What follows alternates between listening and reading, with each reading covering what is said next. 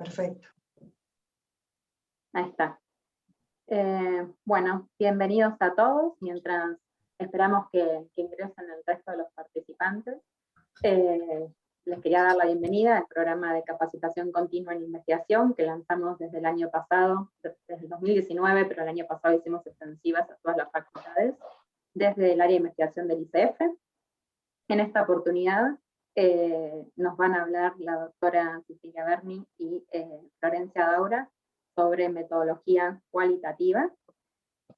Cecilia es profesora por el Profesorado Superior de Cultura Inglesa, licenciada en Educación por la Universidad Nacional de Quilmes, especialista en informática educativa por el Centro de Estudios Superiores de Terrero, especialista en Ciencias Sociales por la Flaxo, doctora en Psicopedagogía por la Universidad Católica. Es investigadora acreditada de UNDEF e investigadora en la Universidad Austral. Es docente adjunta en la Escuela de Educación de la Universidad Austral. Sus temas de investigación versan sobre los estilos educativos y su influencia en el desarrollo de competencias socioemocionales. En particular, han estudiado proyecto de vida y la educación integral. Ha escrito numerosos artículos en revistas científicas, participó en congresos nacionales e internacionales, publicó artículos en medios de prensa, escribió 2 libros y el último se denomina El sentido de la educación integral, proyecto de vida, que será presentado próximamente. Allí estaremos, Cecilia. Y sí, Florencia, voy a invitar. Por favor. Y Florencia Daura es licenciada en Psicopedagogía por la Universidad de El Salvador, magíster en Dirección de Centros Educativos por la Universidad de Villanueva, doctora en Ciencias de la Educación por la Universidad Nacional de Cuyo, investigadora asistente con CONICET, Universidad Austral, Grupo de Desarrollo del Carácter. Es docente asociada en la Escuela de Educación por la Universidad Austral. Sus temas de investigación versan sobre las competencias ejecutivas y socioemocionales y su efecto en el rendimiento y en la permanencia en los estudios de alumnos universitarios. En particular, ha estudiado la autorregulación del aprendizaje, la perspectiva temporal y el compromiso académico desde una fundamentación sociocognitiva. Actualmente ha girado la imposición teórica de sus trabajos a la psicología positiva, estudiando el GRIT, la inteligencia emocional y el florecimiento. Ha escrito numerosos artículos en revistas científicas, participó en congresos nacionales e internacionales, publicó artículos en medios de prensa y escribió 5 libros, 4 de ellos sobre valores para niños. Bueno, yo ahora les voy a ceder la palabra a ustedes directamente. Cualquier pregunta que tengan, pueden interrumpir a las docentes, y en caso de que no quieran interrumpirlas, pueden escribir sus dudas, consultas por el chat, y ellas las van a estar levantando. Bueno, les cedo la palabra. Muchas gracias y bienvenidos. Bueno, muchas gracias, Sol. Al igual que Cecilia, les doy la bienvenida. Voy ahora a pasar a compartirles la pantalla para que puedan ir viendo lo que preparamos para el encuentro de hoy.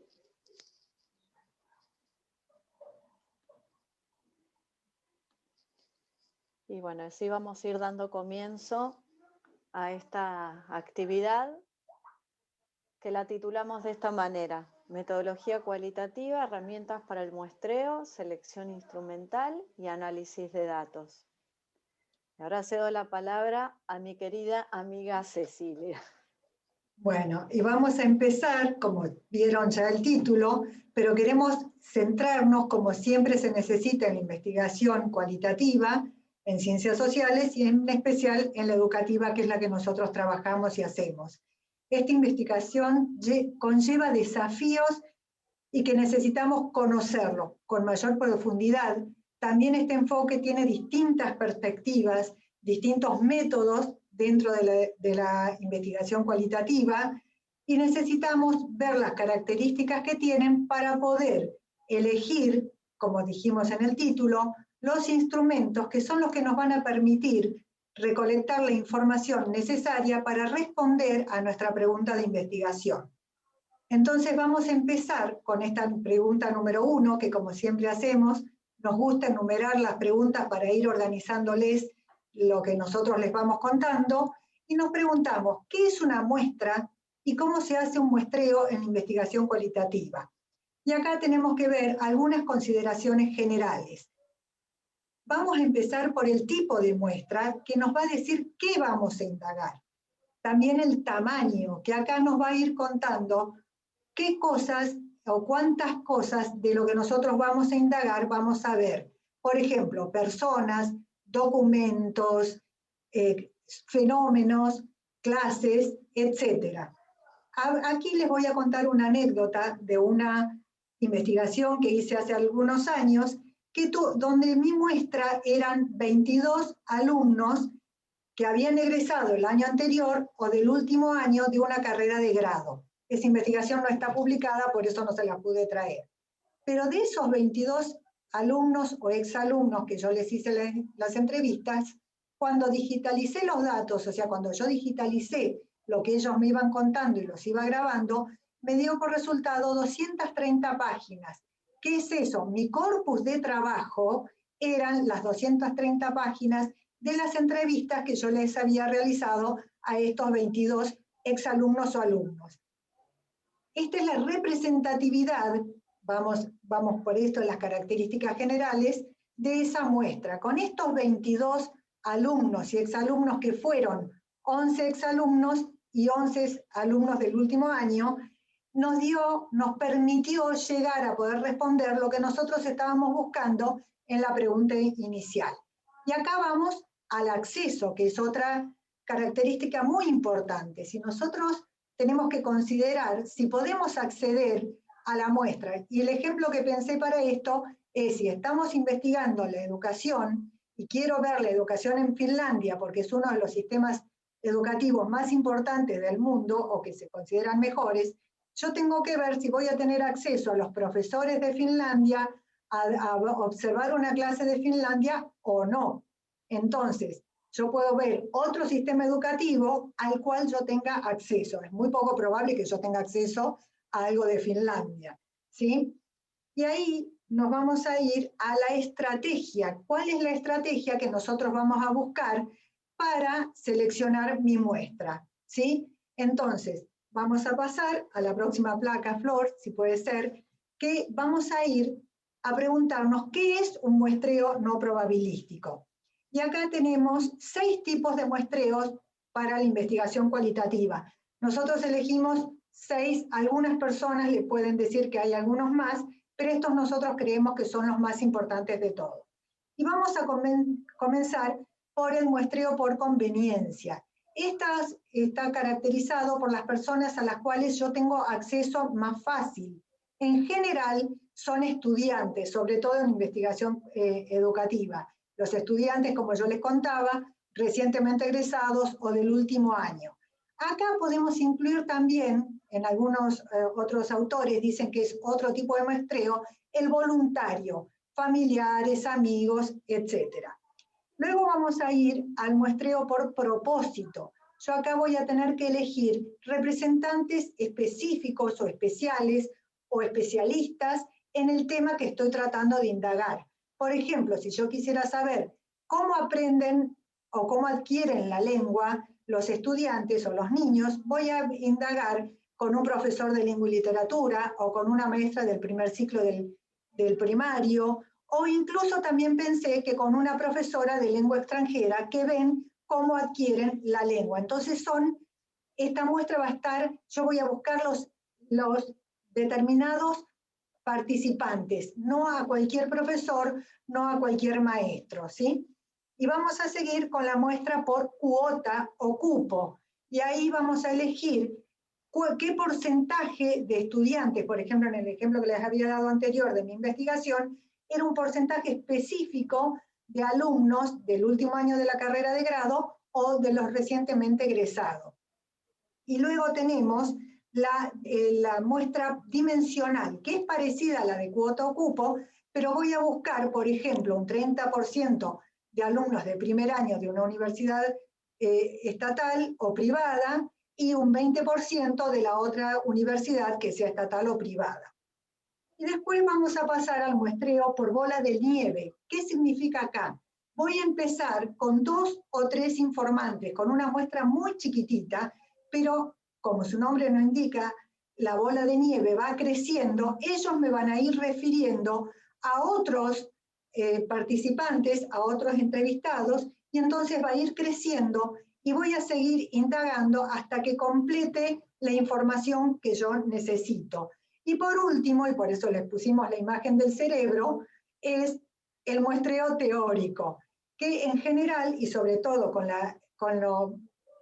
los ejemplos que vamos a dar hoy, que van a estar focalizados con la teoría fundamentada en los datos, es construir teoría a partir de los datos que nosotros vamos recolectando con los distintos instrumentos que tenemos para indagar. La teoría fundamentada en los datos es esto, vamos a ir construyendo teoría a partir de todo lo que nosotros vamos investigando. Ahora bien, la investigación cualitativa, al igual que la investigación cuantitativa, necesita de validez. Y acá nos vamos a preguntar, ¿serán los mismos parámetros que vamos a utilizar en la investigación cualitativa para darle validez que en la investigación cuantitativa? Y les vamos a decir que no. Hay determinados parámetros o principios que nosotros necesitamos trabajar para validar nuestra investigación cualitativa, distintos a los de la investigación cuantitativa. Y vamos a empezar por el entorno natural y descripción detallada del contexto de los procesos. Estos procesos son integrales, holísticos, y en este entorno natural quiere decir que nosotros tenemos que respetar el entorno de la investigación. Y acá nos gusta decir que esto se produce, la investigación cualitativa dentro de la investigación en ciencias sociales, en un aquí y en una ahora. Y hay que respetar ese contexto social que tienen nuestros participantes. Y vamos a ir a los datos social y culturalmente situados, ¿sí? Ese aquí y ahora que yo les iba diciendo. Tenemos que respetar tanto el contexto donde se está produciendo nuestra investigación, como el aquí y el ahora. A lo mejor en un año yo replico la investigación y tengo otros resultados, porque los datos de la investigación cualitativa nos van a dar para que describamos el fenómeno situados en un aquí y en una ahora, ¿sí?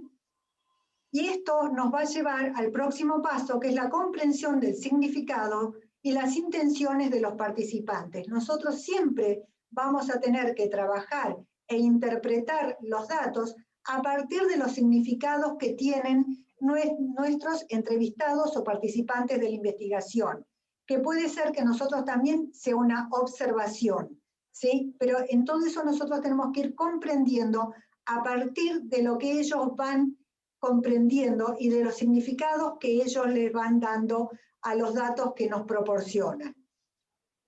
Y ahí llegamos a observar e informar de la situación desde el punto de vista del entrevistado, desde el punto de vista de nuestros participantes. Nosotros nos tenemos que tratar de poner en el lugar donde ellos están. Y además, nosotros sabemos que en la investigación cualitativa, la subjetividad del investigador forma parte de esa investigación. Y entonces hay que blanquear esa subjetividad, explicarle a nuestros entrevistados y también cuando nosotros vamos escribiendo nuestro informe de investigación cualitativa, decir que es subjetiva el análisis de los datos de la investigación cualitativa, ¿sí? Después Florencia, cuando hable de la parte que es la triangulación, ahí veremos que la investigación cuantitativa es más objetiva, la investigación cualitativa es más subjetiva, y la mixta nos va a dar una imagen más completa de la realidad. Pero por ahora nos vamos a quedar trabajando en la validez. Entonces vamos a trabajar con la validez. Primero nos preguntamos, perdón, que no me la pregunté antes, si existen medidas de validez dentro de la investigación cualitativa. Y sí, como les decíamos anteriormente, existen. Una es la validez interna. ¿Qué es lo que nos va a dar la validez interna? Un diseño coherente. Como yo siempre les digo, es que tiene que haber un hilo conductor desde el tema que nosotros elegimos, la pregunta inicial, los objetivos y todo el trayecto de la investigación. Y también tener datos creíbles, que es lo que vamos a trabajar hoy a lo largo de este taller, en los datos creíbles, en la buena recolección de los datos. Luego tenemos la validez externa, que acá nos van a dar, en la investigación cuantitativa, la validez externa nos da la generalización de los datos, pero nosotros lo que queremos en la investigación cualitativa es la aplicabilidad de los datos. Nosotros queremos que se pueda aplicar lo que vamos encontrando dentro de esta investigación cualitativa. Luego tenemos la validez del contenido, y acá vamos a ir muy pegados a lo que son los instrumentos, ver si nuestros instrumentos realmente recogen lo que nosotros, la información que necesitamos. Más adelante vamos a seguir trabajando con los instrumentos, pero eso es lo que le da la validez de contenido. Y ahora vamos a ir a la validez de constructo, y acá vamos a entrar a un link, porque la validez de constructo va a estar dado según la operacionalización de variables o dimensiones que podamos hacer a partir de nuestra pregunta inicial. Y a ver si se nos abre así, no hablo en el aire. ¿Ahí lo pueden ver? No, El no se ve, archivo. Flor. Ah, voy a tener que dejar de, porque a mí se me abrió. Pero no comparte. Pero no lo comparte, entonces dejo de compartir.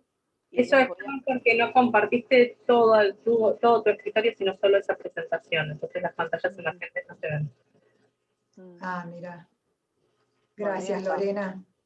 Bueno, y acá la pregunta inicial es, de este artículo nosotros después se los vamos a mandar cuando Sol les mande la grabación de la clase, de la charla, con el artículo completo, pero la operacionalización la armamos para este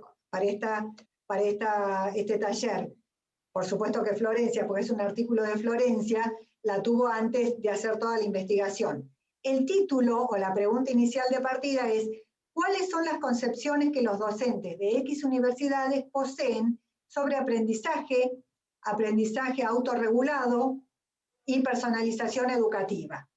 Y entonces fíjense que luego tenemos operacionalización de variables o categorías. En la investigación cualitativa podemos hablar de variables que significan distinto a lo de la cuantitativa y podrían llegar a ser categorías. Entonces, acá tenemos 4 categorías principales: docentes universitarios, concepción de aprendizaje, concepción del aprendizaje autorregulado y personalización educativa. ¿De dónde salieron estas 4 categorías? Fíjense que de la pregunta inicial, porque dice, ¿cuáles son las concepciones de los docentes? ¿Sí? O sea, es de universidades, docentes universitarios, y concepción ¿de qué? Del aprendizaje, aprendizaje autorregulado y personalización educativa. Luego vamos a tener subcategorías. Dentro de los docentes universitarios, la universidad pública, la universidad estatal.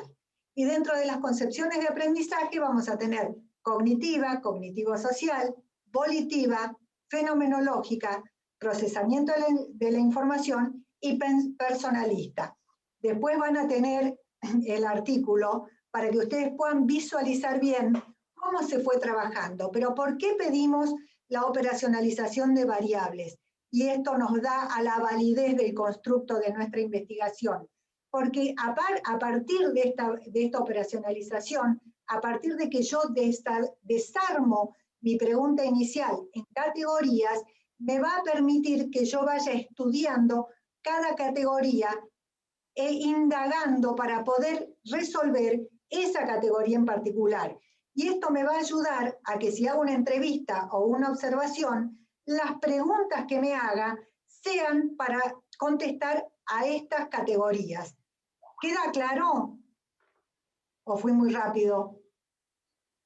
Si querés anda volviendo a la presentación, Flor. Sí, siento que vas muy rápido.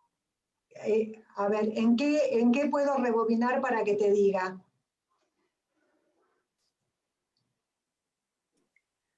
Creo que son muchos temas nuevos y que deberíamos ir más despacito para poder entender qué es lo que quieres decir con cada uno de los temas. Al menos es lo que me pasa a mí.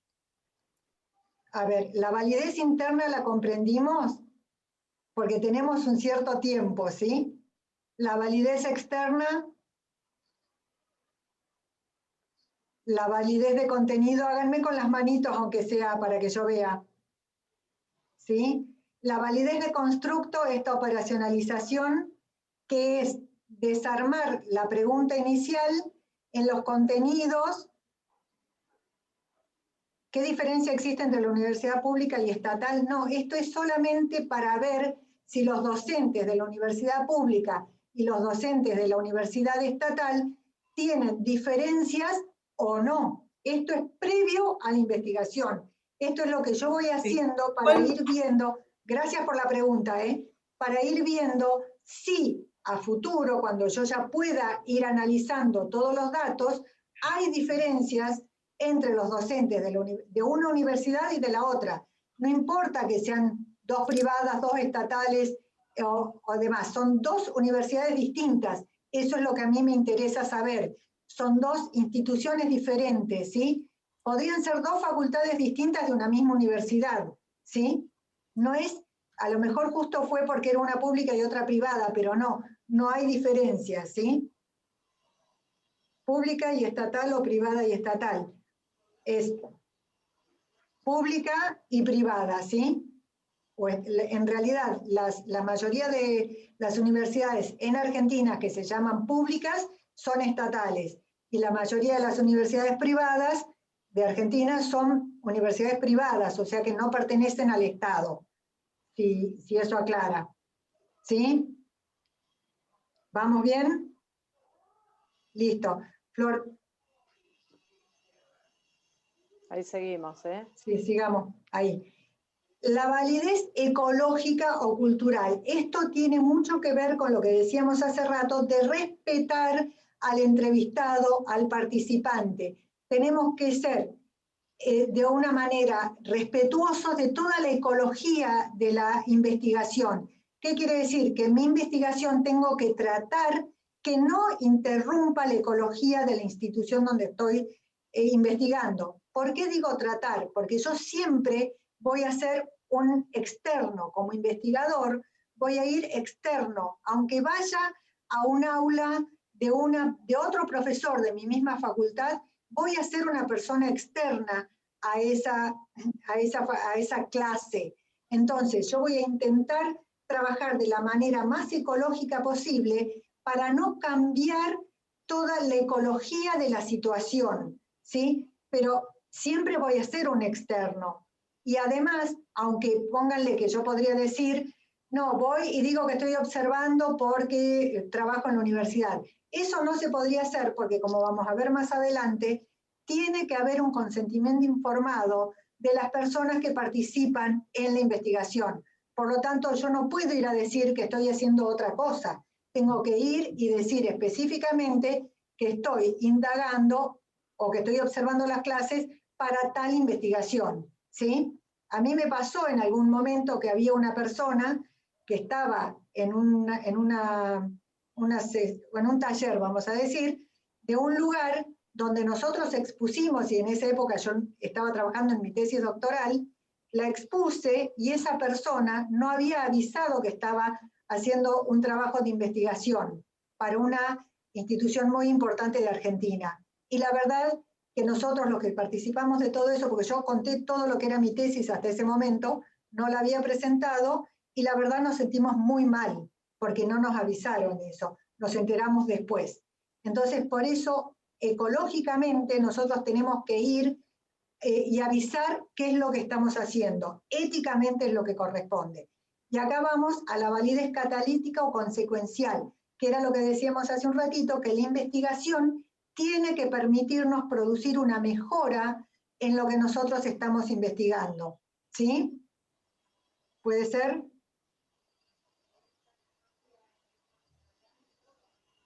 Bueno. Ahí te paso la palabra a Flor. Entonces, hasta este momento vimos lo que es la validez en la investigación cualitativa, los tipos de validez, y ahí dimos un ejemplo muy concreto sobre la validez de constructo.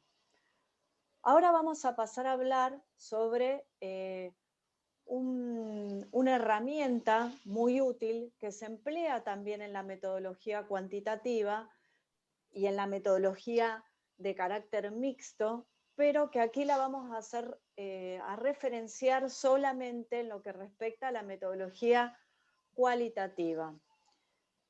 El término triangulación se lo utiliza como metáfora y se lo tomó del ámbito de la navegación y de la estrategia militar, en donde se emplean dos puntos de referencia para ubicar con exactitud un elemento, ¿no? Cuando en una guerra se está viendo qué estrategia seguir o qué operación implementar, ¿no? Eso lo hemos visto en muchas películas, en donde en un mapa se sitúan los de un bando y otro y se planea qué movimiento seguir, ¿no? En la investigación y en la cualitativa se lo emplea ¿para qué? Por un lado, para enriquecer la investigación a través de la profundización de los datos que se han recogido. Y ahora vamos a ir viendo cómo se efectúa esto.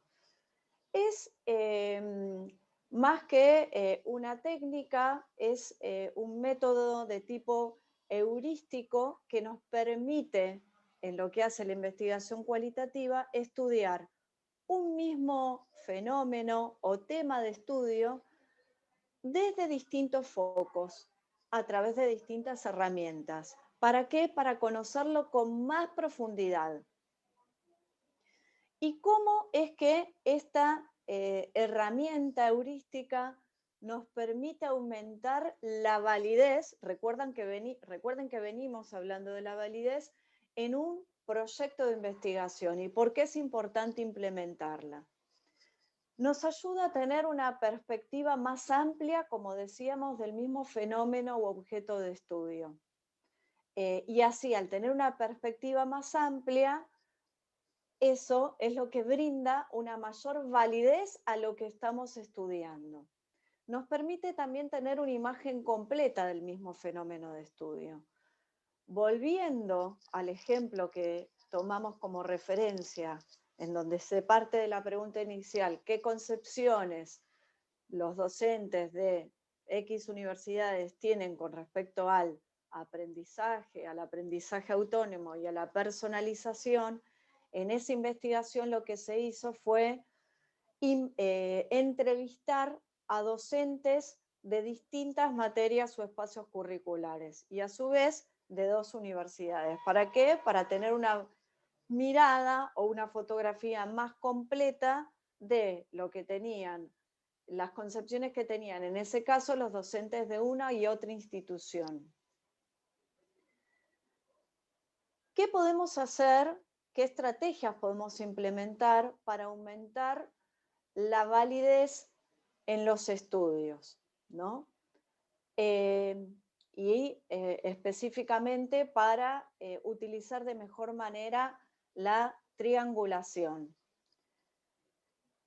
En primer lugar, podemos optar, elegir como estrategia usar varios instrumentos. En lo que hace la metodología cualitativa, lo que podemos hacer es considerar, además de hacer entrevistas, aplicar, por ejemplo, observaciones de clases, observaciones documentales, con la idea de cotejar, de ampliar lo que nos han dicho los docentes en las entrevistas.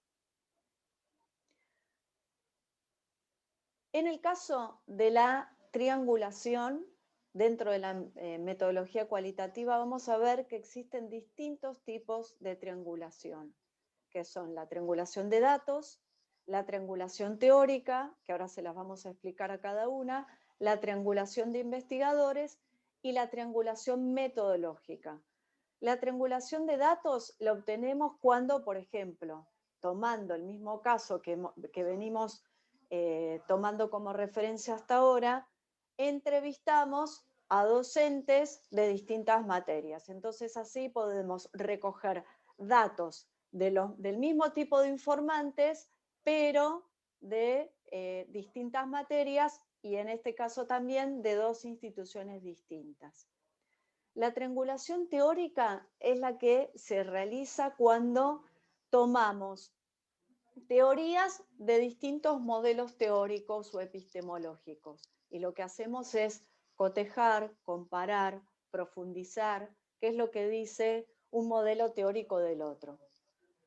La triangulación de investigadores se le emplea cuando estamos desarrollando una investigación y optamos por profundizar lo que consideran distintos investigadores sobre la temática de estudio que estamos abordando, ¿sí?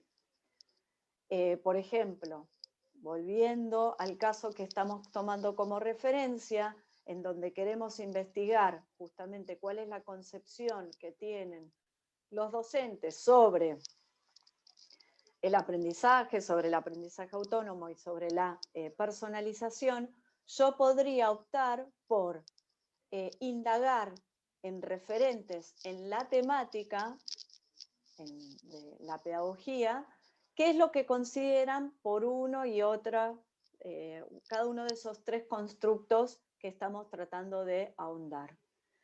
Y la triangulación metodológica, que puede darse la intrametodológica o la intermetodológica, parece un trabalenguas, pero es así, es la que realizamos una vez que ya recogimos la información a través de distintos instrumentos de investigación, empezamos a analizar los datos que recogimos y lo que hacemos es cruzar los datos. En el caso de la intrametodológica, cuando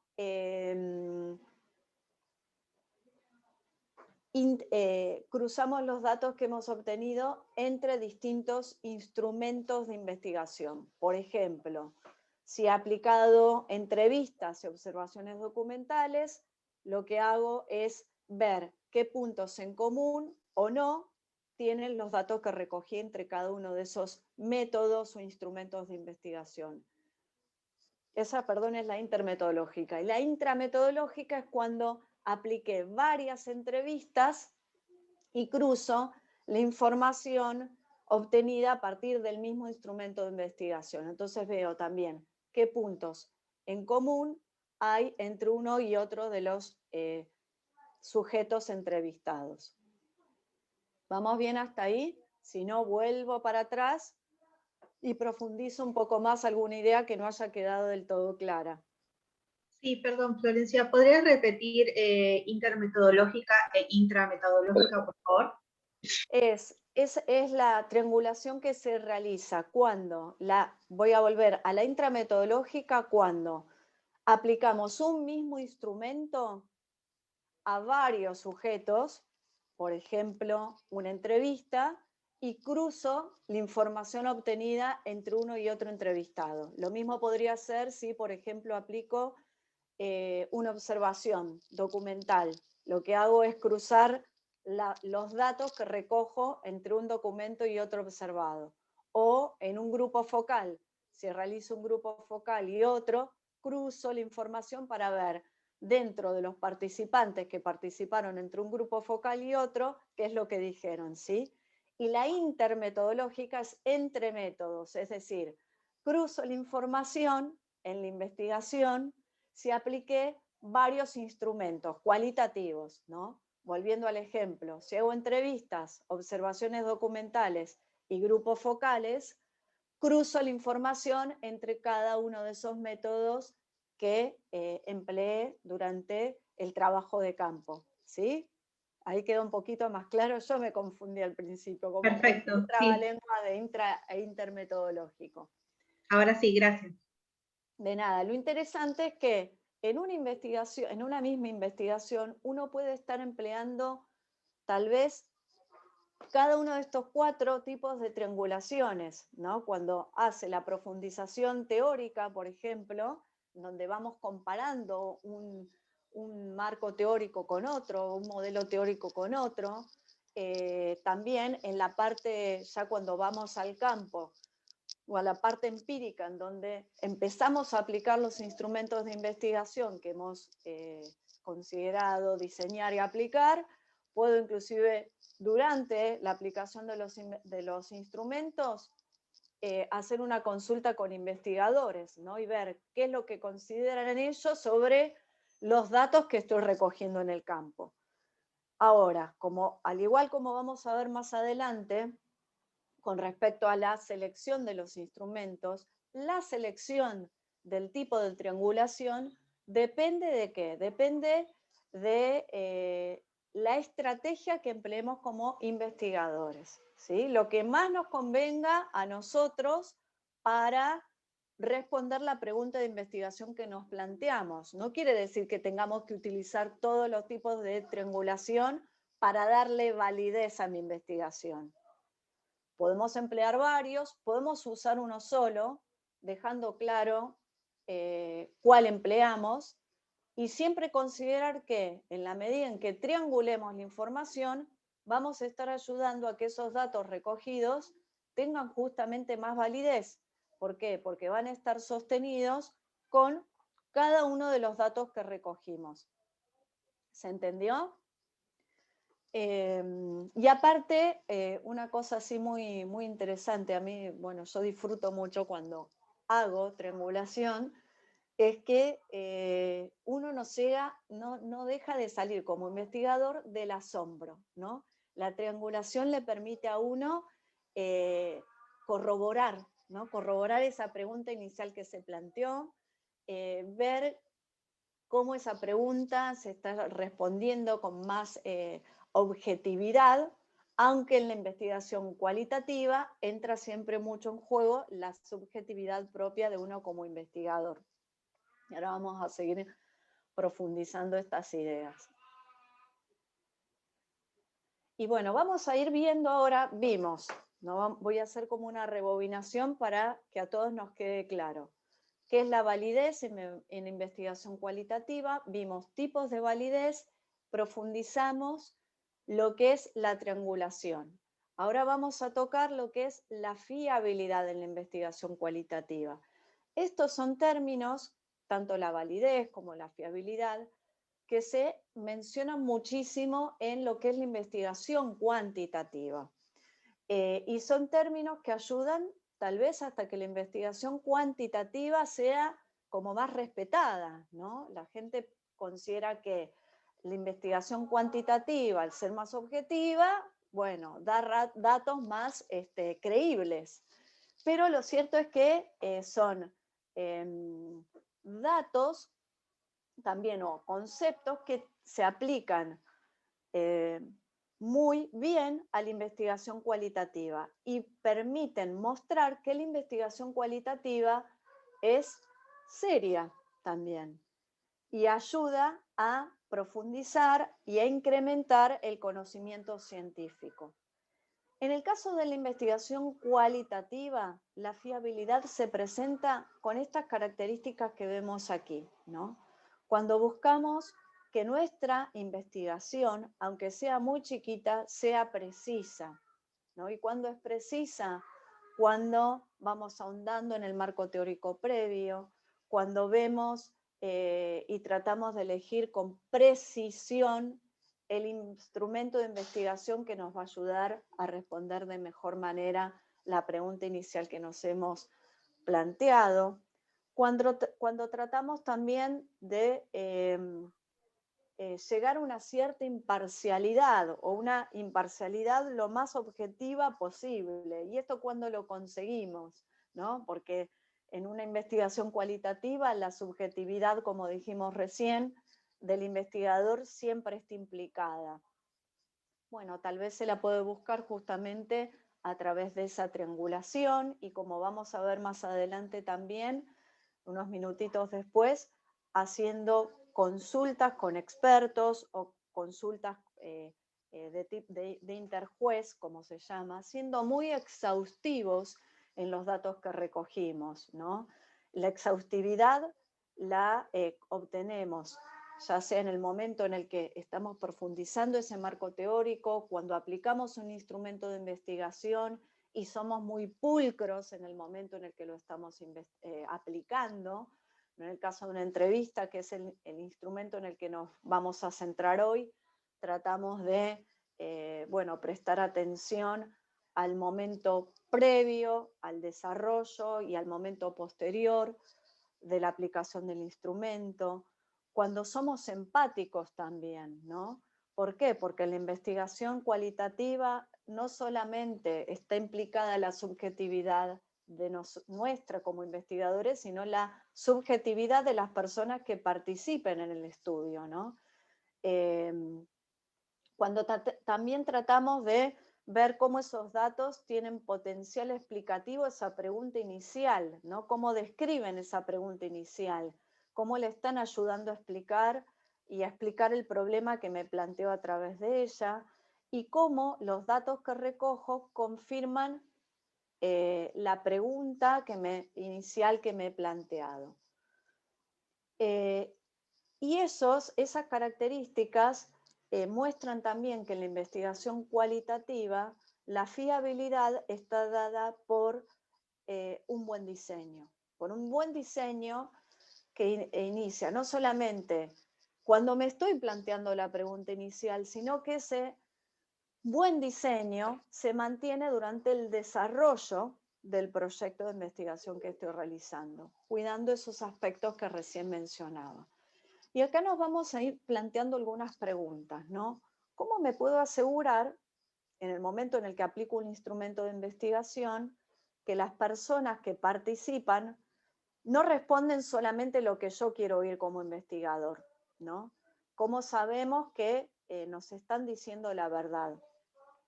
Volviendo al ejemplo que estamos tomando como referencia, en donde yo como investigadora trataba de descubrir, de que emergieran cuáles eran las concepciones sobre aprendizaje, autonomía y personalización que tenían los docentes, cómo yo podía asegurarme que no me estaban diciendo lo que yo quería saber por ser una pedagoga, ¿no?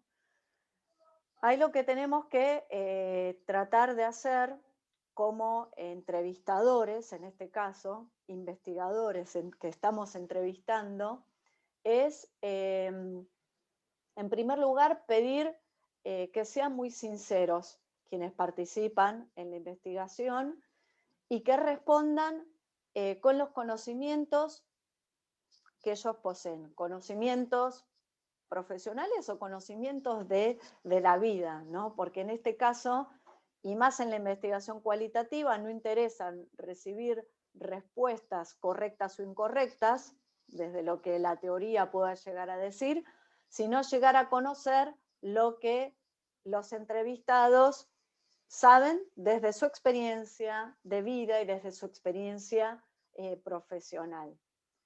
En este caso, inclusive uno puede intervenir como entrevistador, aclarando que no tenemos la expectativa de que respondan académicamente, ¿no? Desde los conocimientos que puede llegar a dar la ciencia pedagógica, sino lo que ellos saben desde su experiencia profesional.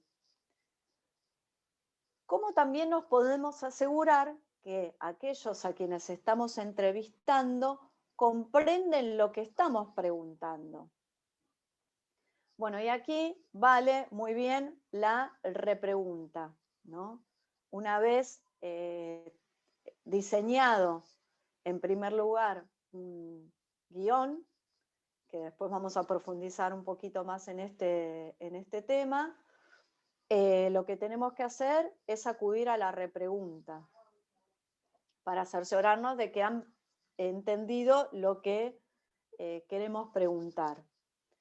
Y como también hay una estrategia muy buena para asegurarnos que los entrevistados comprendan es, una vez que hemos diseñado ese guión, antes de ir al campo, ¿no? Y utilizar ese guión con las personas que realmente queremos incluir en nuestro proyecto de investigación, hacer una prueba piloto de ese instrumento, de ese guión que hemos diseñado. Pedirle a colegas que revisen ese guión, que nos den su parecer, a colegas o inclusive a referentes en la temática que estamos estudiando.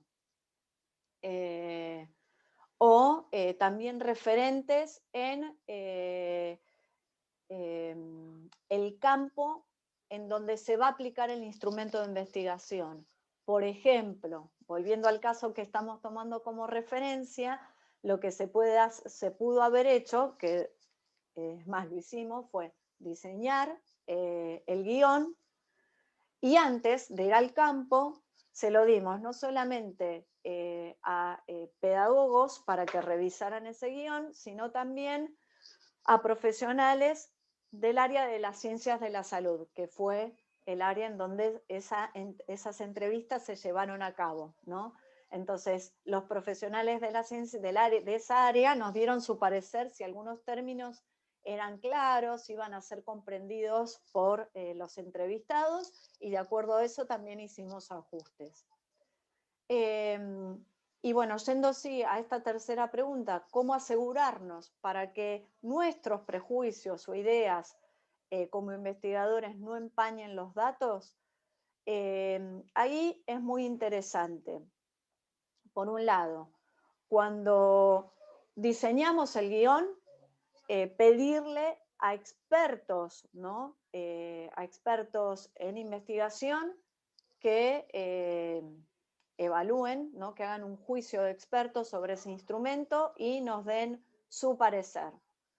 Ese juicio de expertos es distinto a la opinión que nos pueden llegar a dar colegas o, como lo que dije hace unos minutitos antes, ¿no? O referentes en el área en donde voy a aplicar el instrumento. Esa mirada de esos juicios de expertos está más centrada en ver si las preguntas o los ítems que quiero indagar a través del instrumento de investigación coinciden con esa operacionalización previa que hice y que les mostramos el ejemplo. ¿Me siguen hasta ahí?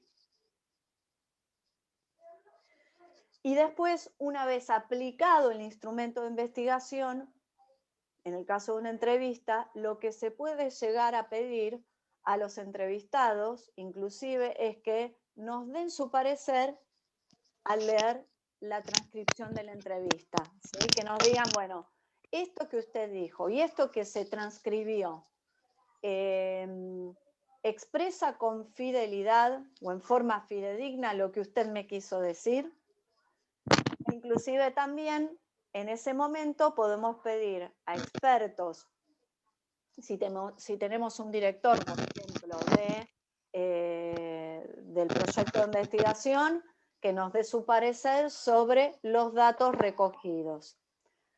Otra estrategia que se puede implementar en este caso, y que la vamos a tratar después, es, en el caso de seguir en contacto con las personas entrevistadas, pedirles una segunda entrevista o un segundo encuentro para profundizar ideas que no hayan quedado del todo claras en una primera entrevista que se aplicó, que se tomó, o bien ahondar ideas que no hayan sido tratadas por un motivo u otro.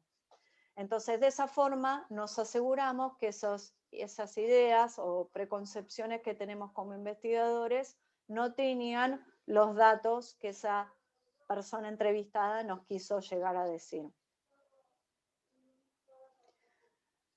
Entonces, antes de dar un paso más, porque ya vamos a abordar una pregunta nueva, hasta ahora lo que vimos fue la validez en la investigación cualitativa, los tipos de validez, la triangulación como estrategia que nos permite asegurar esa validez, y vimos también la fiabilidad.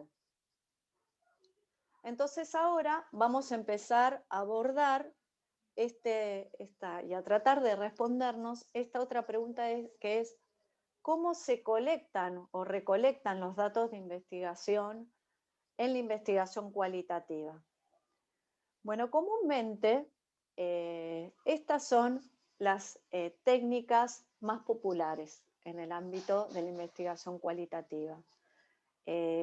Nos encontramos con entrevistas, con grupos focales, que es una manera de hacer las entrevistas, pero en un grupo reducido de personas con ciertas características, observaciones, que pueden ser observaciones de clases, observaciones de grupos sociales, observaciones participativas o no participativas, y observación también de documentos. Y en esta observación documental entran todo tipo de documentos, documentos históricos, documentos legislativos, documentos de tipo fotográficos, también se pueden hacer observaciones de videos, de películas.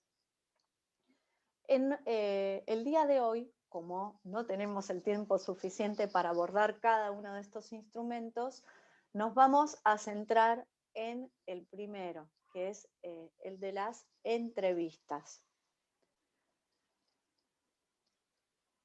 Y entonces vamos a tratar de respondernos cómo se realiza una entrevista en el contexto de la investigación educativa. Y ahí Sigo yo.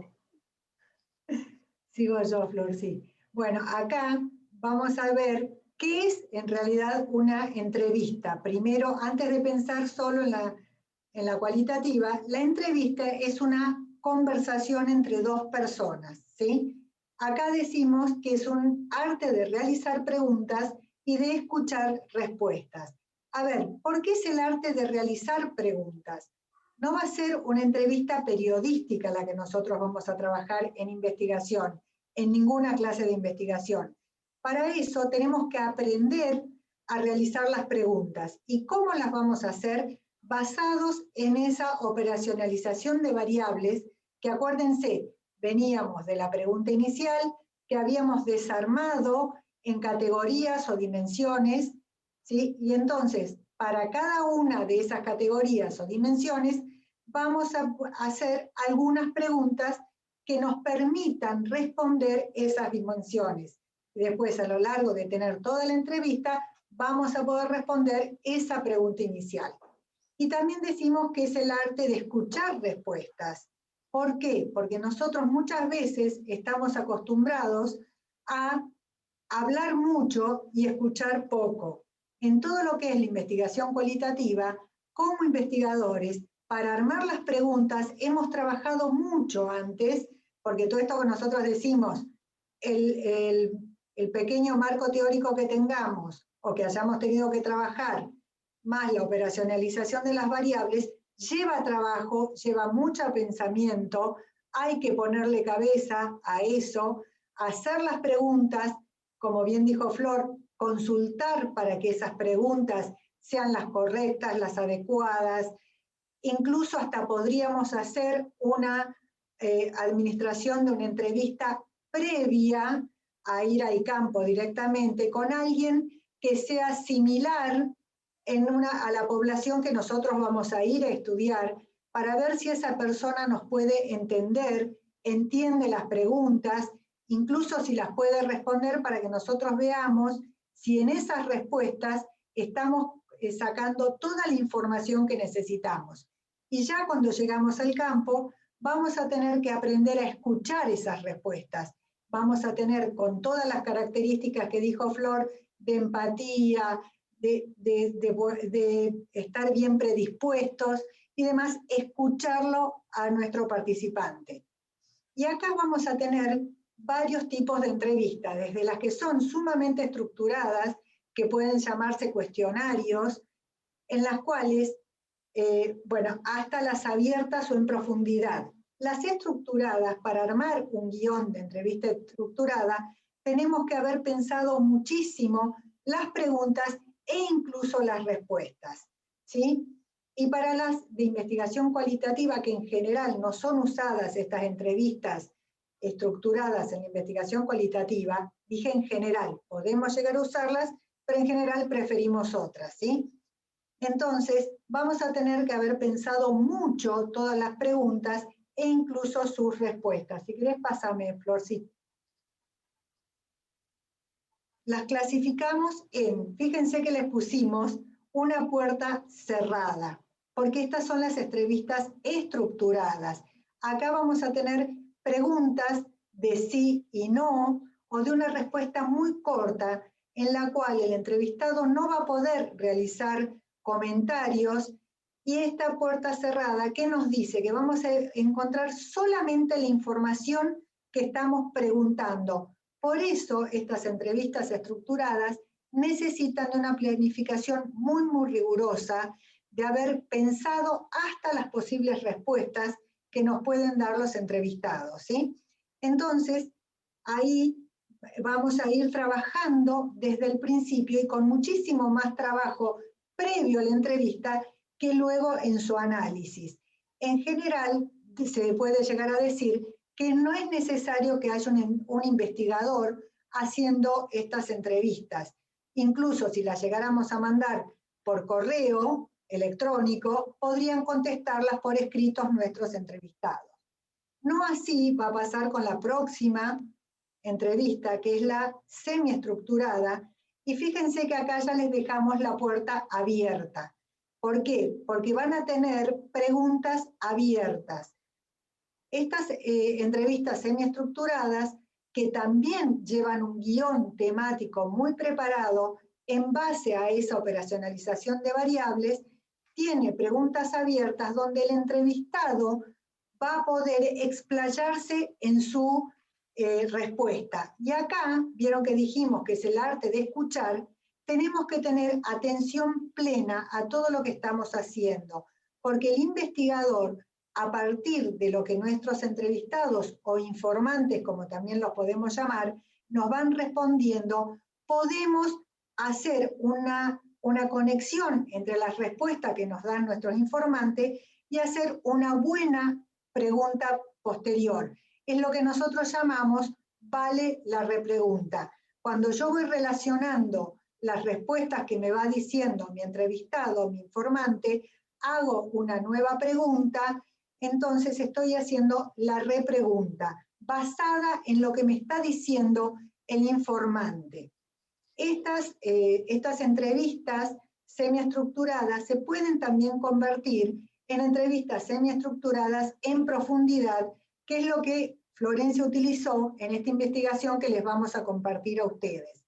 Estas entrevistas son las más utilizadas en investigación educativa y en general en la investigación en las ciencias sociales. ¿Por qué? Porque permiten un cierto control de lo que nosotros vamos preguntando a los entrevistados, a los informantes, y también permiten que los informantes se puedan explayar y nos puedan regalar datos densos que nos van a permitir analizar esos datos para poder ir haciendo inferencias. Acá las primeras inferencias que vamos haciendo son las que nos permiten realizar esa repregunta.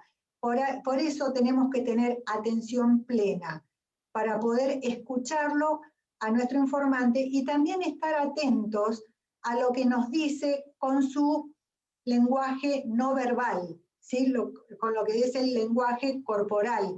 También vamos a ir pensando todo lo que ellos van manifestando a partir de lo gestual, ¿sí? Y eso lo podemos escribir en nuestra bitácora de análisis o bitácora del investigador, que nos van a permitir también hacer las nuevas preguntas basadas en estos datos, y en las próximas entrevistas nosotros podemos llegar a incorporar estas repreguntas de la primera entrevista o de las primeras entrevistas para ir viendo si alcanzamos a completar la información que necesitamos para responder a nuestra pregunta inicial a través de las distintas categorías o dimensiones. Bueno, y aquí directamente la puerta está del todo abierta, ¿no? Que es por el tipo de entrevista que se lo conoce como entrevistas en profundidad o no estructuradas o abiertas. Nosotras preferimos hablar de entrevistas en profundidad siguiendo a dos autores que son muy reconocidos en la metodología cualitativa, que se llaman Taylor y Vaughan, que de hecho tienen un libro que es clásico, que es sobre la temática, ¿no? ¿Y qué características tiene este tipo de entrevistas? Es una entrevista que por lo general se realiza en varios encuentros, en donde el instrumento de indagación no es el guión, sino que es la propia persona del investigador. Por eso es que es una técnica, un instrumento de indagación que es recomendable que lo hagan personas que tienen bastante experiencia en la investigación y en la realización de entrevistas. Es decir, no lo puede hacer cualquier persona. ¿Por qué? Porque por esto de que el investigador es el instrumento, pero también porque hay que saber muy bien cómo hacer las preguntas y qué preguntar, ¿no? Tengan en cuenta que es una técnica en donde al no irse con un guión previo, en primer lugar hay que conocer muy bien a la persona que se va a entrevistar y se entra en un vínculo bastante profundo con esa persona, ¿no? Se establece lo que se conoce también en el ámbito de la psicología como un rapport con esa persona entrevistada, en donde para tratar de justamente obtener toda la información que se necesite dentro del contexto de la investigación. Por eso es que hay que ser muy hábil haciendo preguntas, ¿no? Hábil para recoger lo que uno realmente le interese para responder esa pregunta inicial. Y otra de las características es que al realizarse a través de varios encuentros, al ser encuentros que si bien tienen una duración determinada que va a estar previamente establecida de acuerdo a la posibilidad del entrevistado y del entrevistador, tienen un avance lento, ¿no? Porque requieren varios encuentros. Y es una entrevista, un tipo de entrevista que se emplea sobre todo cuando se quieren llegar a conocer y aplicar el método de la historia de vida o de la autobiografía, ¿no? En el ámbito de la investigación educativa se lo utiliza pocas veces, como dijo Ceci, la mayoría de las veces se utiliza el anterior tipo de entrevista, el tipo de entrevista semiestructurada, también hasta por una cuestión de resguardo de lo que se conoce como ecología de los datos, ¿no? Que en este caso se refleja el resguardar el tiempo del que dispone la persona entrevistada, el tiempo del que disponemos como investigadores para aplicar el instrumento y el tiempo que necesitaremos como investigadores para recoger los datos que hayamos recopilado. Tengan en cuenta que dependiendo de la verborragia de la persona que nos está entrevistando, en una entrevista semiestructurada que dure aproximadamente una media hora, se pueden llegar a recoger, ¿no? Desgrabando entre 8 y 12 páginas de tamaño A4, ¿no? Con interlineado simple, en donde hay muchísima información que después hay que analizar, no solo transcribir, sino también analizar. Entonces, son datos a tenerlos en cuenta en el momento también de establecer la estrategia de la investigación. Y bueno, aquí vamos a ir viendo también como tips muy concretos sobre qué tenemos que hacer para el momento en el que nos vamos a realizar una entrevista. Y esto son tips que entran en juego en cualquiera de los 3 o 4, si hablamos de entrevista semiestructurada en profundidad, tipos de entrevista que hemos tratado, ¿no? Tenemos que considerar condiciones previas al momento de la entrevista, condiciones durante el desarrollo de la entrevista y condiciones posteriores. Dentro de las condiciones previas, ¿qué cuestiones tenemos que tener en cuenta? Bueno, partir de la base que el investigador ya seleccionó con una estrategia especial a quién va a entrevistar, quién va a ser su informante, a quién va a entrevistar, a quién va a observar, ¿no? Dependiendo del tipo de entrevista que se realice. También se parte de la base que esa persona que se va a entrevistar aceptó participar formalmente, ¿no? Uno ya estableció un contacto con esa persona y esa persona nos dio su confirmación para poder participar. dentro de ese contacto uno previamente tiene que aclararle muy bien para qué se lo quiere entrevistar, en el contexto de qué proyecto de investigación, quién dirige ese proyecto de investigación. También en este momento se parte de que uno ya elaboró el guión, en el caso de que sea una entrevista estructurada, semiestructurada o semiestructurada en profundidad. En el último tipo de entrevista, como vimos, no hay guión. Concertamos el lugar y la hora, ¿no? ¿Dónde se va a hacer la entrevista? Que ahora vamos a hablar sobre ese tema, y la hora. Y también elaboramos el consentimiento informado. El consentimiento informado es el documento a través del cual se asegura a la persona que va a participar que los datos que se recogen se van a preservar confidencialmente y se van a emplear con fines investigativos, académicos, y que van a ser empleados por las personas que estén participando en el proyecto de investigación. Es decir, se le asegura que lo que él diga o ella diga no va a ser, sobre todo si son datos que exponen a la persona, son datos delicados, que se los van a preservar. Entonces eso como momento previo, ¿no? Con respecto al lugar y al momento, bueno, acá hay algunas cuestiones importantes a considerar, ¿no? Con respecto a los dos, tanto al lugar como al momento. El lugar, bueno, tiene que ser un lugar que sea consensuado por las dos partes, ¿no? Que si yo como investigador le digo a la persona que la voy a entrevistar en determinado lugar, la persona entrevistada esté de acuerdo en que ese va a ser el lugar en el que va a ser entrevistada. Que sea un lugar cómodo, pulcro, limpio, si es una oficina, que esté ordenada, ¿no? En donde pueda yo ubicarme como entrevistado, como entrevistador, con una cierta distancia respetuosa de la física, ¿no? A nivel, en lo que hace al espacio físico de aquel a quien voy a entrevistar.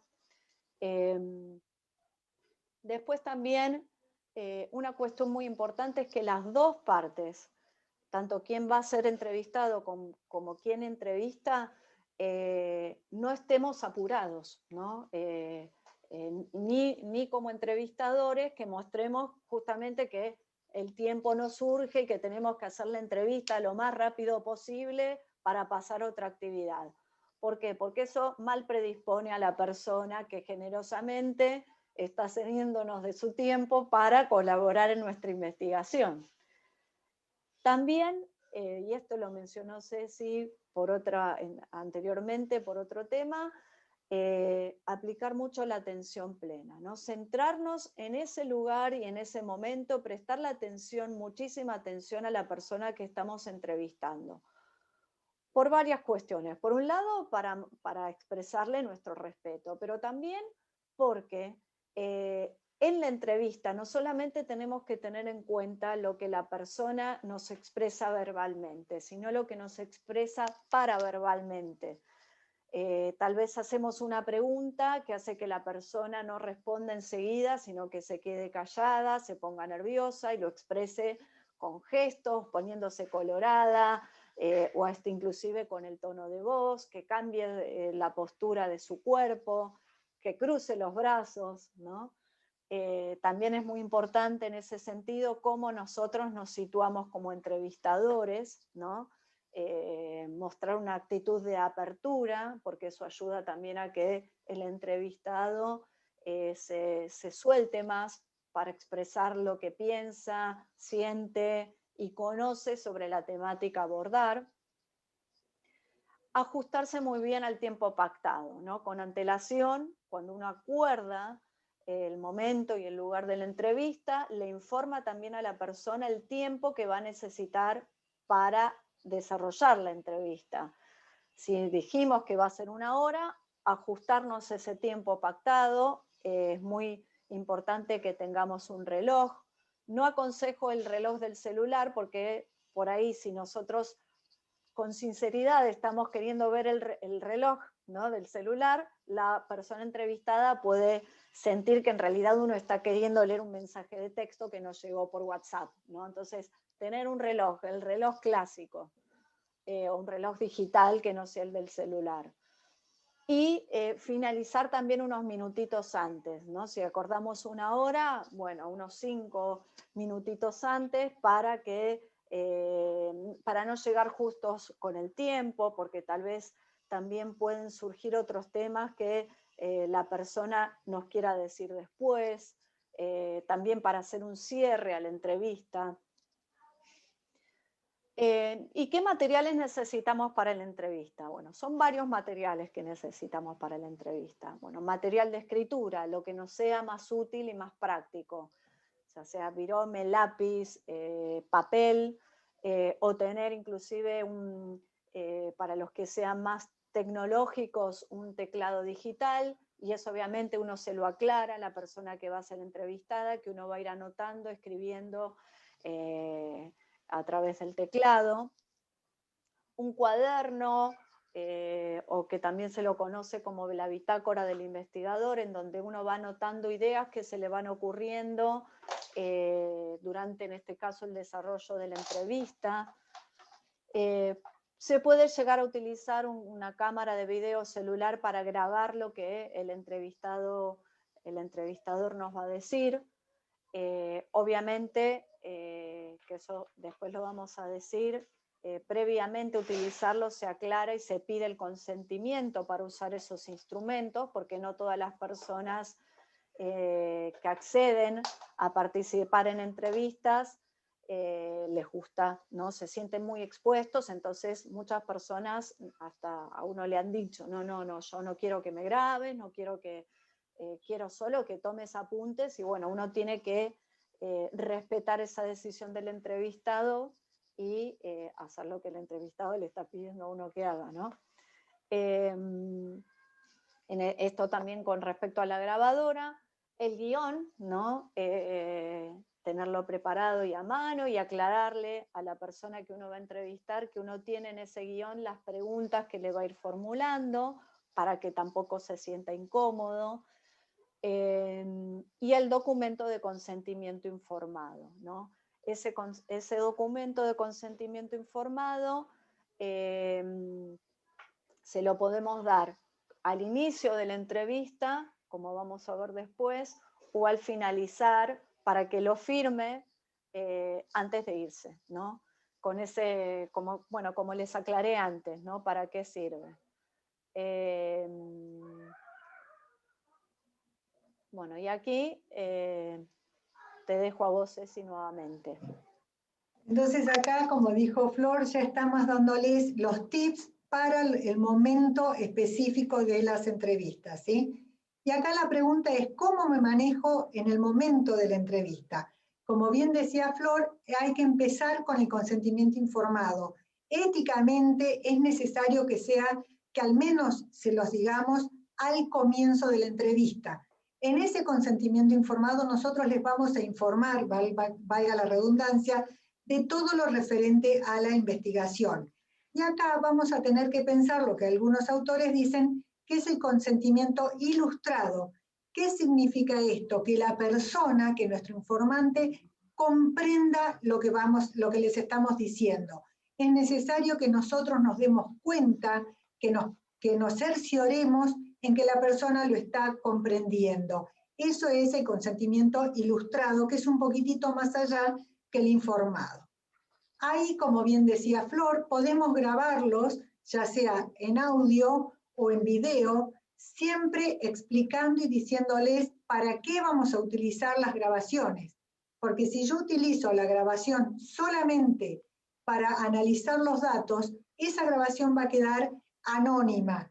A mí hace un tiempito corto vi en YouTube, en una investigación de otro país, que le estaban diciendo a la persona que la grabación quedaba solamente en la investigación, y después yo la encontré en YouTube. Entonces, cuando nosotros nos comprometemos a algo con el consentimiento informado, lo tenemos que mantener a rajatabla. Si yo les dije a ustedes, grabo esta esta conversación para la investigación, solamente con fines de investigación, no la puedo subir a YouTube. Perdón la explicación tan así, pero es como lo más gráfico, ¿sí? Ahora bien, si la persona me dice que no quiere ser grabado ni de audio ni de video, no es que lo perdí. Yo tengo que avisarle, como dijo Flor, escribir lo más fielmente posible, porque obviamente no somos un grabador, vamos escribiendo todo lo que nos dice. Evitando juicios de valor, evitando enojarnos, sino con todas las características que a lo largo de la charla de hoy le fuimos diciendo. Y lo mismo va a pasar si la persona nos dice, llegado el momento, ya estamos en el lugar de la entrevista, habiendo hecho todas las preparaciones que dijimos que había que hacer, y llegamos y la persona, cuando se da cuenta que lo vamos a grabar, se niega a que lo entrevistemos. Entonces, en primer lugar, tenemos que respetarlo, con mucha empatía, sin hacer juicios de valor y demás, pero también hacerle ver que ustedes han trabajado mucho, o que nosotros hemos trabajado mucho, para llegar a ese momento y que esa persona se había comprometido. Si igualmente nos vuelve a decir que no quiere hacer la entrevista ese día, nos tenemos que mantener tranquilos, con una muy asertivamente decirles que aceptamos su decisión y dejar abierta la puerta a ver si lo podemos volver a entrevistar en otro momento. Ahí también vamos a ir con todas estas características en toda la entrevista o en todo el proceso de las distintas entrevistas, vamos a tener que ir con un lenguaje adaptado, no tenemos que ser ambiguos, no tenemos que ser grandilocuentes, ni tampoco usar terminología muy técnica que no sea necesaria, sino por el contrario, tratar de ser lo más sencillo, lo más empático, lo más cercano posible al informante. El informante nos está regalando su tiempo, y aunque sea una investigación que luego va a ser buena para la sociedad, el beneficio a los entrevistados en general no les llega o les llega muy tarde. También Flor dijo que les podemos ofrecer, mostrarles los resultados. Eso se los podemos poner también en el consentimiento informado, y también si nos piden la transcripción de la entrevista. En ese caso tenemos que ser muy cuidadosos y llevar todos estos resultados lo más rápido posible. Si son los resultados de toda la investigación, obviamente nos va a llevar más tiempo, pero si es la transcripción, la podemos hacer lo más rápido posible, porque si demoramos mucho, el entrevistado no va a tener apego a la investigación. Y si nosotros necesitamos hacerle una pregunta a partir de lo que ellos nos dijeron y de lo que nosotros fuimos analizando a medida que vamos transcribiendo los datos, no nos va a servir. Entonces, también tenemos que cuidar, como veo acá para no olvidarme, la forma de vestirnos. Hace un tiempo también participé en una investigación de la Cátedra UNESCO que era sociológica, y a nosotros nos dijeron, literalmente se los voy a contar, vengan muy prolijamente vestidos, limpios obviamente, pero nos lo dijeron, por eso lo digo, pero con mucho cuidado, porque eran jóvenes muy carenciados de lugares muy vulnerables. Entonces nos pidieron específicamente que no tuviéramos nada que mostrara lujo, ¿sí? Sino que fuéramos muy, muy prolijos, porque eso muestra respeto por el entrevistado, pero vestido sencillo, prolijo pero sencillo. Todo eso forma parte de la empatía, todo eso forma parte de ponernos en el lugar del otro y de esa ecología que hablábamos al principio, que era un poco teórica, pero que ahora la vemos, ser respetuosos del contexto, del entorno, ¿sí? Ecológicamente respetuosos. Si querés pasar, Flor. ¿Y cómo vamos a hacer la entrevista específicamente? Vamos a comenzar a preguntar por las preguntas sociodemográficas, que nos van a cumplir un doble propósito. ¿Cuáles son las preguntas sociodemográficas? La edad, el sexo, con quién vive, si estudia o trabaja, cuántos hijos tiene, o si vive con los padres, cuántos hermanos tiene. Todo eso nos va a proporcionar en dónde está el entrevistado exactamente sociodemográficamente hablando. Ese es un beneficio de estas preguntas sociodemográficas. Pero a su vez van a funcionar como la forma de que el entrevistado esté más tranquilo, porque son preguntas que todos las sabemos, te preguntan el sexo, la edad, dónde vivís, entonces se va como tranquilizando, se va acostumbrando a ser grabado, si son personas que no han sido grabadas nunca o que los ponen nerviosos, ¿sí? Entonces empezamos por ahí, que tiene un doble propósito. Luego llegamos al cuerpo de la entrevista. ¿Qué es el cuerpo de la entrevista? Las preguntas específicas de nuestro guión de entrevista, las que van a ayudarnos a responder a nuestras categorías, que van a llevarnos a responder la pregunta inicial. Y luego vamos a finalizar la entrevista con un agradecimiento. Siempre acuérdense que el entrevistado, el informante, nos hace un favor. Por lo tanto, bueno, el agradecimiento siempre tiene que estar, pero en nuestro caso, mucho más, porque ellos nos están haciendo el favor de participar de la entrevista con nosotros. Y como les decíamos, si desean leer todos los resultados, hay que comprometerse y hay que hacer lo imposible por llevárselos a los resultados, ¿sí? Cuando publiquemos, cuando terminemos la tesis, cuando terminemos el trabajo final. Y cuando termina cada entrevista, ahí tenemos que ser muy cuidadosos en la planificación de cómo vamos a ir tomando las entrevistas. Cuando yo les conté que había hecho esas 22 entrevistas, obviamente no las hice ni en 2 ni en 3 días, las hice en varios días más, porque como dijo Flor, pueden ser entrevistas de entre 30, 40, 50 minutos, ustedes tienen que planificar bien y si pueden dejarse unos cuantos minutos para que inmediatamente después que terminaron de hacer la entrevista, puedan ir a la bitácora del investigador, ya sea un cuaderno o su propia computadora, para ir poniendo todas estas cuestiones no verbales que nosotros observamos. Cuando se graban, ya sea por Zoom, por Meet o con una cámara de video, tenemos algunas cosas que nos ayudan, pero si son grabadas de audio, eso es necesario escribirlo en el momento, ¿sí? Por lo tanto, no tenemos que acumular entrevistas, porque si nosotros acumulamos las entrevistas sin ir digitalizándolas, sin escribir lo que nuestras inferencias que hicimos en el momento, después vamos a perder todo lo que se llama todo el jugo de la entrevista, todo lo que yo puedo sacar de esa entrevista. La bitácora del entrevistador, del investigador, nos va a ayudar para el análisis. En muchas investigaciones se pone como un instrumento más la bitácora del investigador. Podemos pasar, Flor. Acá vamos a ir a un ejemplo de una entrevista semiestructurada. Era el ejemplo de la entrevista. Bueno, no importa. Después les vamos a pasar el ejemplo de la entrevista, de ese artículo que les vamos a compartir, y eran las preguntas abiertas que le fue haciendo. ¿Se lo comparta ahora, Ceci? Bueno, si puede ser mejor. Si no, no importa, les vamos contando y les mandamos esas preguntas, ¿sí? Que fueron preguntas abiertas que permitían que los informantes pudieran dar toda su información a Florencia, en este caso, porque es la que hizo la investigación, para poder ir trabajando. ¿Qué quiere decir pregunta abierta? Tengo que preguntar por cuál, o por qué, o por cómo. No hacer una pregunta que la respuesta vaya a ser por un sí o un no, o por una respuesta muy cortita. Por ejemplo, ¿sabés qué es el aprendizaje autorregulado? ¿Sí o no? Eso no va a ser una entrevista, una pregunta para la entrevista semiestructurada.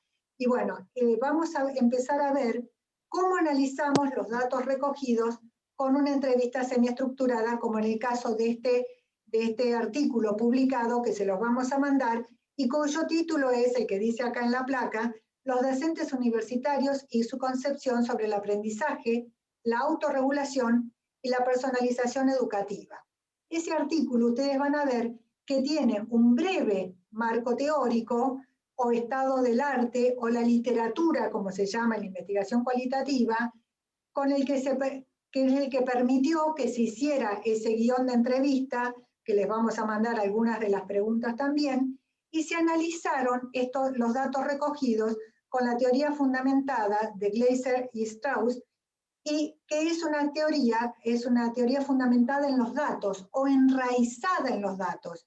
Ellos empezaron con ese nombre, que es enraizada en los datos.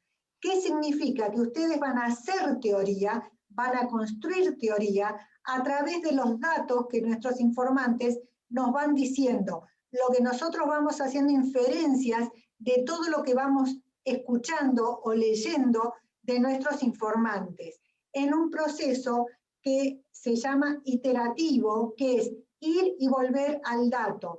Ese dato denso que yo les decía hace un ratito, en un párrafo yo voy a encontrar muchos segmentos significativos, o sea, muchos significados que nuestros informantes nos fueron diciendo, y voy a ir haciendo en un proceso inductivo, infiriendo esas categorías de análisis, que van a estar, que pueden ser algunas previas, que las saqué cuando hice el marco teórico, y otras a medida que yo fui trabajando en la recogida de la información.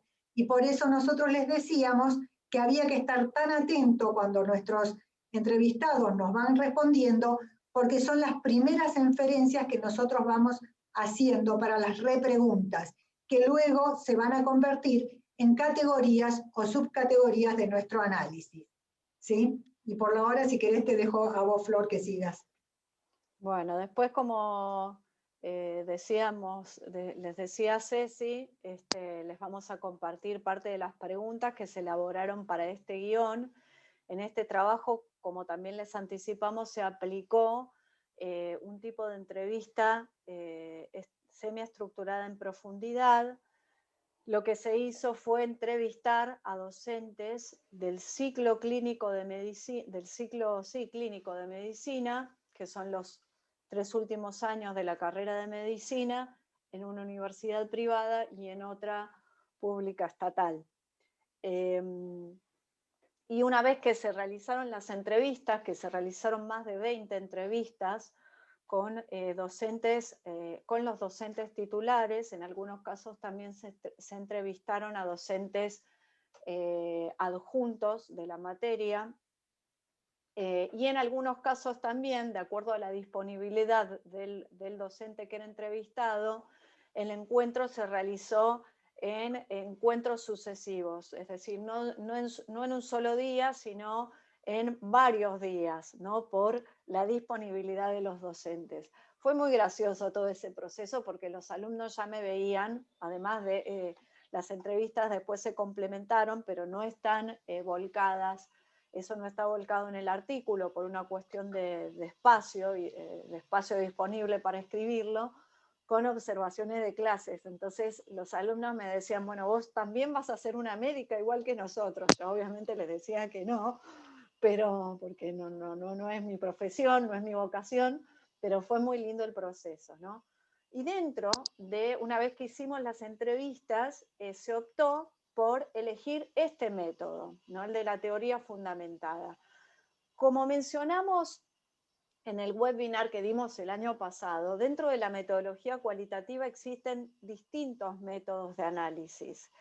El investigador, en el momento en el que diseña su proyecto y va haciendo el proceso de investigación, decide cuál es el método de análisis que también va a elegir para analizar esos datos, ¿no? Y dentro de este método específico de la teoría fundamentada, se van desarrollando y aplicando distintos procedimientos propios del método, que son estos que vamos a ir mencionando aquí, ¿no? Se hace un microanálisis, es decir, se lee una y otra vez el material que se recogió. Imagínense, como les decía, si de cada entrevista yo tengo entre 8 y 12 carillas para leer, son entre 8 y 12 carillas de 20 entrevistas o más que se efectuaron, ¿no? Uno como investigador se va formulando preguntas. Primero esas preguntas giran en torno a las categorías y subcategorías iniciales de partida.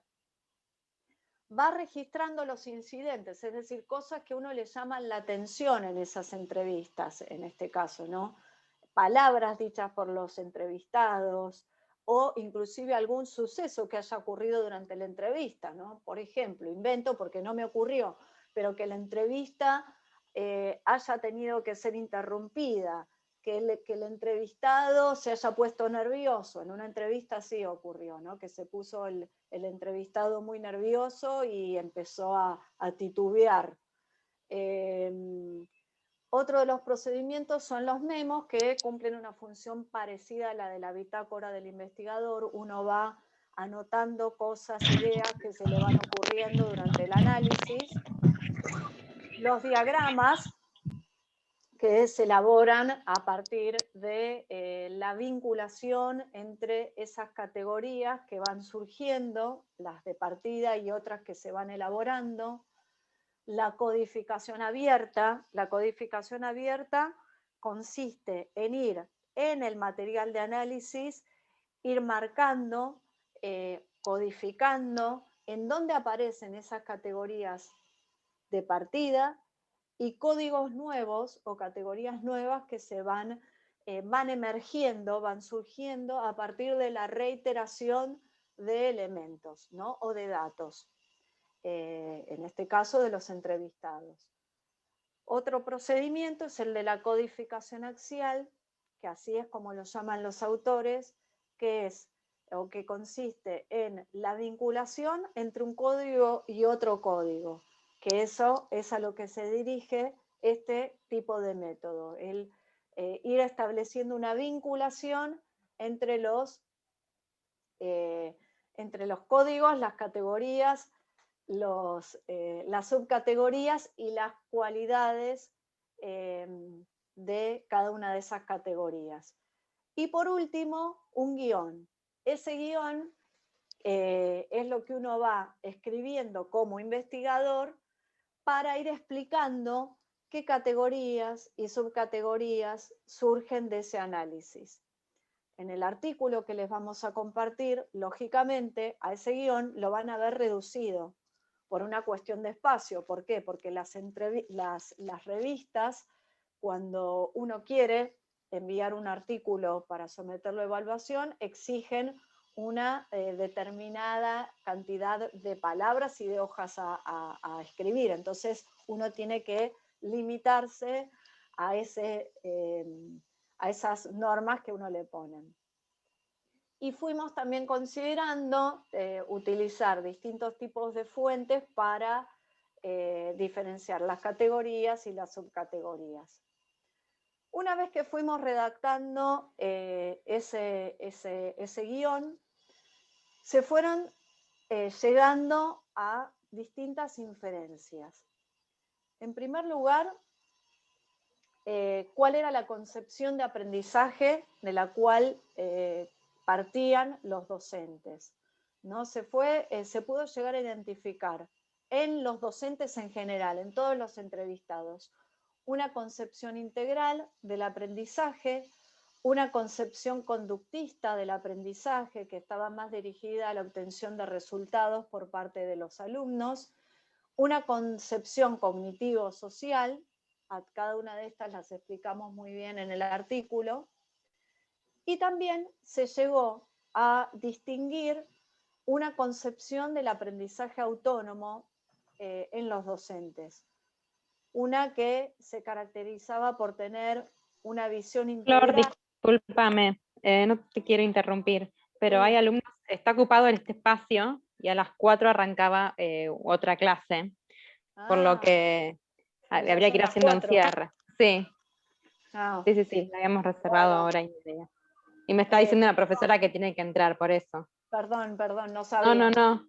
Pero bueno, Disculpen. lo que vamos a hacer es compartirles, Sol, te vamos a enviar el artículo. Perfecto.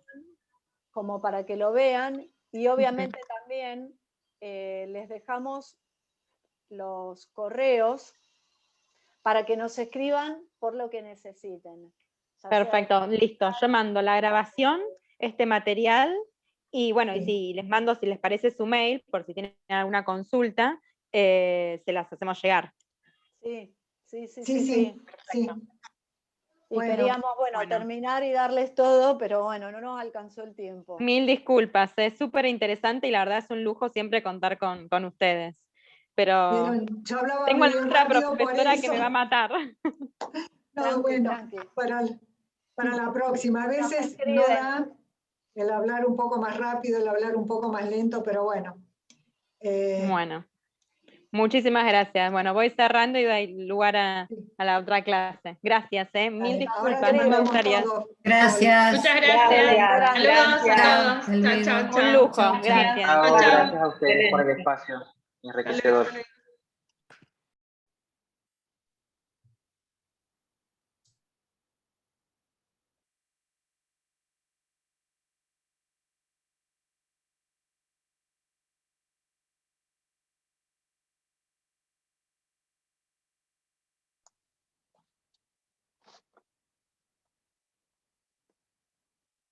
Nos ¿Qué tenemos que tal? ir, Buenas me tardes. parece. Mil disculpas, pero la clase anterior no se retiró todavía.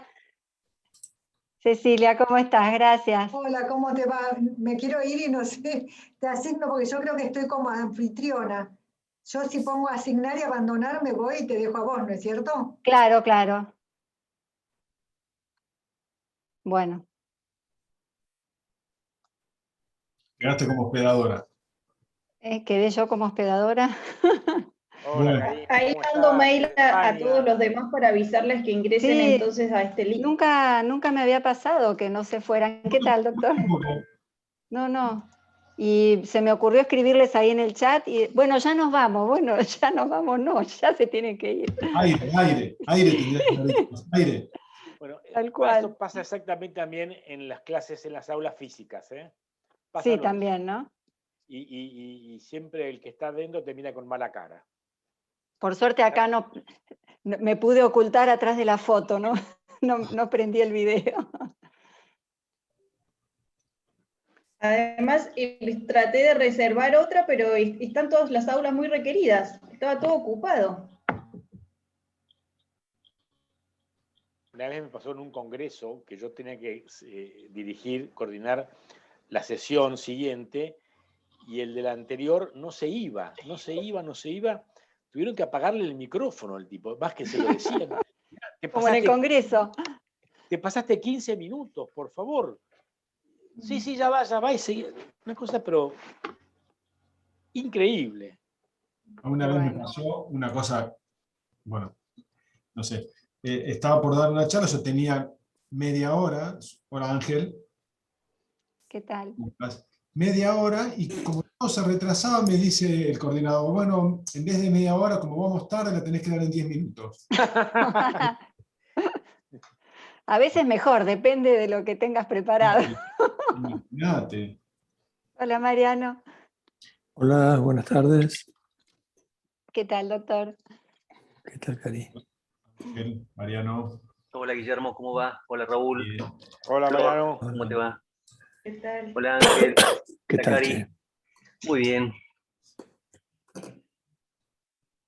Es el mismo link, ¿no es cierto?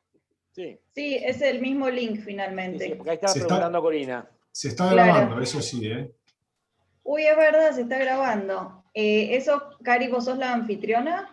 Sí. No sé si me la pasó a mí, no sé, la verdad que eso no tengo Creo que, idea. que quedaste como anfitriona. Sí, sos vos. Sí. ¿Me tendrías que hacer, querés hacerme a mí coanfitrión? Y para la Dale, organización y eso? ¿cómo hago? ¿Viste abajo que hay una listita de participantes, un simbolito Sí. que dice participantes? Cliquea ahí, se te abre la Sí. ventana de costado Ujú. con la lista de participantes. ¿lo Claro, ves? estoy yo de anfitriona, sí. Bien. Y al lado de mi nombre hay un cartel azul que dice más, y ahí Sí. podés poner hacer coanfitrión. Ahí te puse, a ver. Estamos casi todos. Chao. Hola Corina, Bueno, ¿Te quedó? Norberto. No quedó porque no me da. Ahí, Hola, buenas ahora- tardes. Ahí está.